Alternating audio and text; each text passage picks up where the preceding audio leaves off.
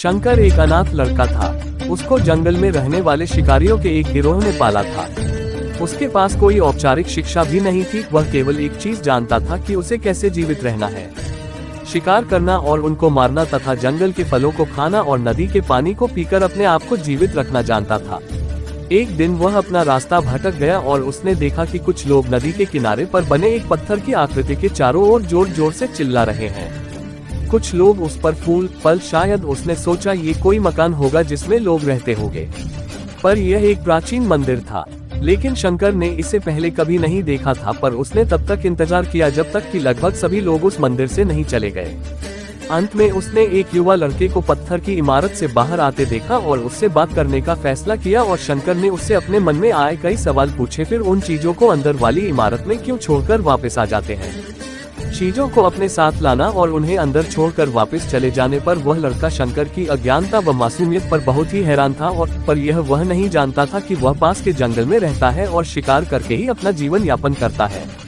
लेकिन फिर भी उसने उसके सवालों के जवाब देने की पूरी कोशिश की। उसने शंकर को बताया, ये भगवान शिव का मंदिर है।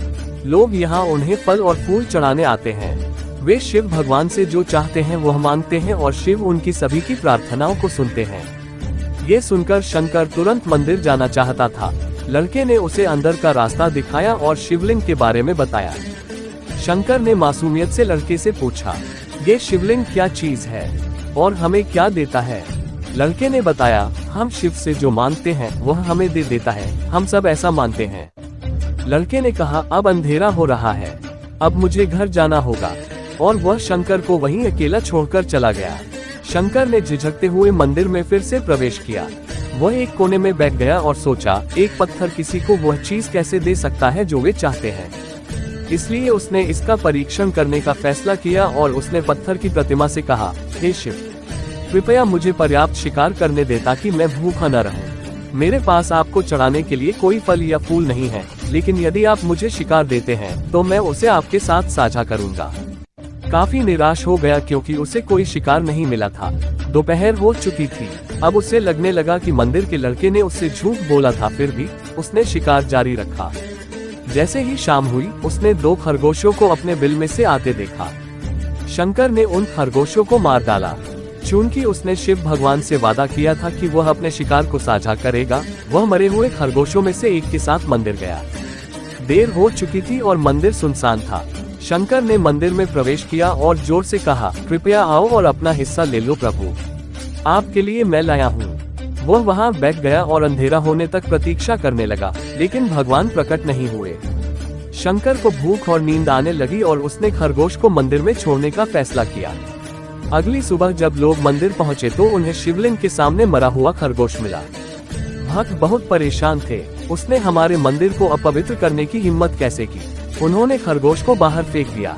अगले दिन शंकर अपनी भूख मिटाने के लिए जंगल में शिकार करने गया, लेकिन इस बार उसकी किस्मत अच्छी नहीं थी और उसे शिकार भी नहीं मिला।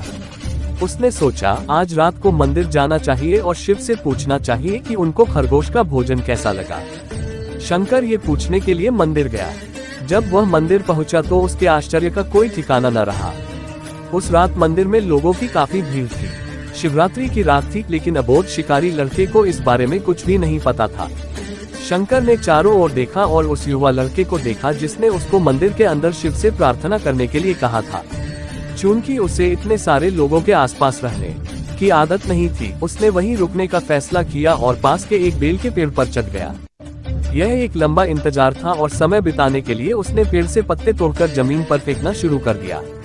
उसे अज्ञात पेड़ के नीचे एक छोटा सा शिवलिंग था जिसकी पूजा लंबे समय से नहीं की गई थी। शंकर के द्वारा फेंके गए बेल के पत्ते उस शिवलिंग पर गिरे। शंकर भजनों से मंत्रमुग्ध हो गया और धीरे धीरे साथ गाना और पंचाक्षरी मंत्र का जाप करना शुरू कर दिया। रात भोर में बदल गई और सभी भक्त मंदिर से चले गए। शंकर पेड़ से उतरा और मंदिर में प्रवेश किया। उसने देखा कि शिवलिंग की आंखों पर लाल निशान थे। वे कुमकुम के थे जो लोगों ने लगाए थे, लेकिन शंकर को यकीन था कि शिव को उनकी आंखों में परेशानी हो रही है। उसने शिव की खेदजनक स्थिति के रूप में जो कुछ भी महसूस किया, उसके लिए उसे बहुत दुख हुआ। वह उनकी मदद करना चाहता था। उसने सोचा, शिव यहाँ अकेले रहते हैं और बीमार होने पर उनकी देखभाल करने वाला कोई नहीं है। जब तक भक्त उनसे मिलने नहीं आते उन्हें भोजन भी नहीं मिलता। शंकर ने एक रात पहले भक्तों को शिवलिंग पर जल चढ़ाते देखा था। प्रभु को ठंड लग रही होगी, शायद वे कांप रहे हैं, उसने सोचा। आखिरकार वे केवल पत्तियों से ही ढके हुए हैं। तो उसने शिव से पूछा, मेरे स्वामी, मैं आपकी क्या मदद कर सकता हूँ? शायद कुछ खाना या दवा। मैं आपकी सेवा कैसे कर सकता हूँ? शिव ने उसे कोई उत्तर नहीं दिया। शंकर ने सोचा, भगवान वास्तव में बहुत बीमार है, क्योंकि वह अब उत्तर देने में भी असमर्थ है। वह तुरंत जंगल में गया, कुछ औषधिया जड़ी बूटियों को लाया और लाल निशान पर उनका लेप लगाया, लेकिन कुछ नहीं हुआ। उसने कहा, लगता है कि ये अंधे हो गए हैं। मुझे प्रभु को अपनी एक आंख देनी चाहिए ताकि वह ठीक हो जाए। उसका दिल पवित्र था और उसने वहां शिव के हाथ में रखे त्रिशूल को उठाया और त्रिशूल को अपनी दाहिनी आंख की ओर ले गया और अपनी आंख को निकालने का प्रयत्न किया। शंकर अनपढ़ था, उसे मंत्रों या पूजा के उचित तरीकों का कोई ज्ञान नहीं था। जैसे ही वह अपनी आंख निकालने वाला था, शिव अपनी पत्नी पार्वती के साथ प्रकट हुए। उन्होंने पार्वती से कहा, इस भक्त शंकर ने अनजाने में शिवरात्रि पर उपवास किया, बेल के पत्तों से मेरी पूजा की और साबित किया कि उनका दिल बेदाग व पवित्र है।